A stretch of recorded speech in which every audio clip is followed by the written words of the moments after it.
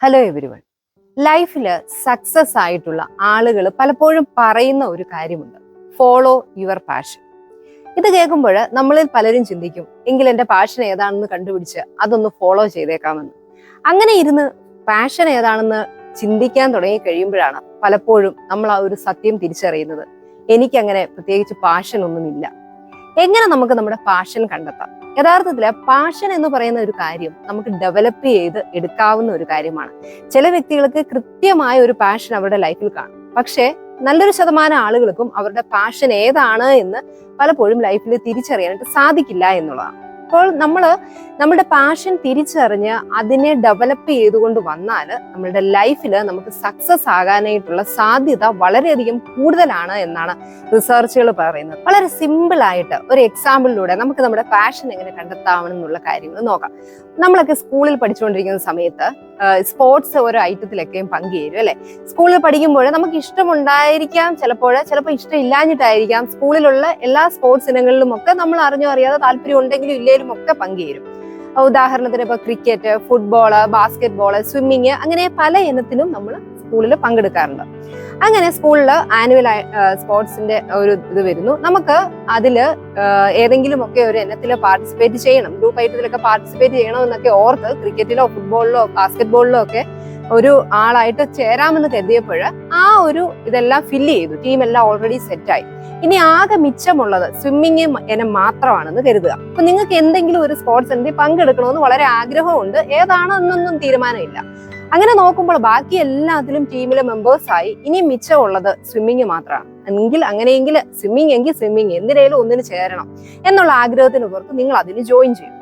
അങ്ങനെ സ്വിമ്മിങ്ങിന് വേണ്ടി നമ്മൾ ജോയിൻ ചെയ്ത് കഴിഞ്ഞാൽ തീർച്ചയായും ഒരു മത്സരത്തിന് വേണ്ടിയുള്ള തയ്യാറെടുപ്പുകൾ വിജയിക്കണമെന്ന് നമുക്ക് ആഗ്രഹം ഉണ്ടെങ്കിലും ഇല്ലെങ്കിലും അതൊരു ഇതിൽ നമ്മൾ ചെയ്യും അല്ലെ.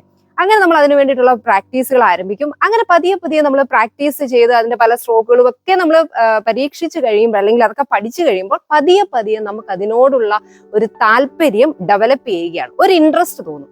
അതിനുശേഷം നമ്മളുടെ പ്രാക്ടീസ് വളരെയധികം കൂട്ടും, അതിനോടുള്ള താല്പര്യം നമ്മൾ വർദ്ധിച്ചു വന്നു കഴിയുമ്പോൾ അത് ഡീപ്പൻ ആയിട്ട് വരും. അങ്ങനെ പതിയെയാണ് ആ ഒരു മേഖലയിൽ നമ്മൾ ആദ്യമേ നമുക്ക് അധികം താല്പര്യം ഇല്ലാതിരുന്നിട്ട് പോലും ചിലപ്പോഴൊക്കെ അതൊക്കെ നമ്മുടെ പാഷനായിട്ട് മാറുന്നത്. ഇന്ത്യയിലെ അറിയപ്പെടുന്ന ചെസ് പ്ലെയർ ആണ് പ്രജ്ഞാനന്ദയെ കുറിച്ചുള്ള ലൈഫിലെ കാര്യങ്ങൾ പറയുന്നതിൽ നമ്മൾ കേട്ടിട്ടുള്ള ഒരു കാര്യമാണ്.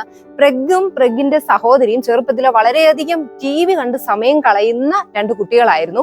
അതുകൊണ്ട് തന്നെ അവരുടെ ആ TVയോടുള്ള അഡിക്ഷൻ കുറയ്ക്കാൻ വേണ്ടിയിട്ടാണ് അവരുടെ പേരൻസ് ചെസ് ബോർഡ് വാങ്ങിച്ചു കൊടുക്കുന്നത്.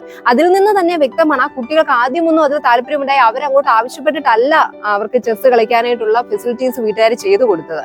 പക്ഷെ പതിയെ ചെസ്സും കളിക്കാനായിട്ടുള്ള ഒരു താല്പര്യം വളർന്നു വന്ന് അതൊരു പാഷനായിട്ട് ഈ പ്രഗ്നും സഹോദരിക്ക് മാറി. അവര് ഇന്ന് ലോകം അറിയപ്പെടുന്ന തന്നെ ഇന്ത്യയെ പ്രതിനിധീകരിക്കുന്ന നമ്മുടെ അഭിമാനമായി മാറിയിട്ടുള്ള ചെസ് പ്ലേയേഴ്സ് ആയിട്ട് മാറിയിരിക്കുകയാണ്. അപ്പോൾ ഇതിൽ നിന്നൊക്കെ നമുക്ക് മനസ്സിലാക്കുന്ന കാര്യം, നമുക്കൊക്കെ മനസ്സ് വെച്ചാൽ നമ്മളുടെ പാഷൻ ഏതാണ് എന്ന് കണ്ടെത്തി അതിൽ വിജയിക്കാനായിട്ട് സാധിക്കുമെന്നുള്ളതാണ്. ഇവിടെ നമുക്ക് ഏറ്റവും അത്യാവശ്യം വേണ്ട ഒരു കാര്യം എന്ന് പറയുന്നത് ഇൻട്രസ്റ്റ് ആണ്. എന്ത് കാര്യത്തിലും നമുക്ക് വേണ്ട ഏറ്റവും അത്യാവശ്യമായ കാര്യം, ഏത് കാര്യത്തിനും ഇറങ്ങി തിരിക്കാനായിട്ട് വേണ്ടത് ഒരു താല്പര്യമാണ്. അങ്ങനെ ഒരു താല്പര്യം അതൊന്ന് കണ്ടെത്താൻ നമ്മൾ തയ്യാറായി കഴിഞ്ഞാൽ തന്നെ ജീവിതത്തിൽ വിജയിക്കാനായിട്ടുള്ള പാതല്ലെ ആ വഴിയിലേക്കുള്ള നമ്മുടെ യാത്ര നമ്മൾ ആരംഭിക്കുകയാണ്. പാഷൻ കണ്ടെത്താനുള്ള നമ്മുടെ യാത്രയ്ക്ക് 3 സ്റ്റേജുകളാണുള്ളത്, 3 Dകൾ: ഡിസ്കവറി, ഡെവലപ്മെന്റ്, ഡീപ്പൻ. ആദ്യം നമ്മൾ ചെയ്യേണ്ടത് നമ്മളുടെ ഇഷ്ടം ഏതാണ്, ഇൻട്രസ്റ്റ് ഏതാണെന്ന് ഡിസ്കവർ ചെയ്യുക എന്നുള്ളതാണ്. രണ്ടാമത്, നമ്മൾ നേരത്തെ സ്വിമ്മിങ്ങിന്റെ കാര്യം പറഞ്ഞ പോലെ ഡെവലപ്പ് ചെയ്തെടുക്കണം. നമുക്ക് ഇഷ്ടമുള്ള ഒരു ഏരിയ കണ്ടെത്തി, നമുക്ക് വലിയ ബോറടി ഒന്നുമില്ല, താല്പര്യമുള്ളതാണ് എന്ന് മനസ്സിലാക്കി കഴിഞ്ഞാൽ ആ ഏരിയയിലുള്ള നമ്മളുടെ സ്കില്ല് നമ്മൾ ഡെവലപ്പ് ചെയ്തെടുക്കാനായിട്ട് ശ്രമിക്കുക. മൂന്നാമത്, നമ്മൾ അതിൽ ഡീപ്പൻ ചെയ്യുക. നമ്മുടെ ഇൻട്രസ്റ്റ് കൂടുതൽ ഡീപ്പൻ ആയി കഴിഞ്ഞാൽ നമ്മൾ അതിൽ എക്സ്പേർട്ടുകളായിട്ട് മാറും. അങ്ങനെ നമ്മുടെ ലൈഫിൽ നമ്മുടെ പാഷൻ കണ്ടെത്തി അത് ഫോളോ ചെയ്യാൻ തയ്യാറായി കഴിഞ്ഞാൽ നമ്മുടെ ലൈഫിൽ നമ്മൾ ആഗ്രഹിക്കുന്ന രീതിയിലുള്ള ഒരു സന്തോഷവും സമാധാനവും അതോടൊപ്പം ഒരു സാറ്റിസ്ഫാക്ഷനും ഒക്കെ കൊണ്ടുതരാനായിട്ട് സഹായിക്കും. Be happy, B confident.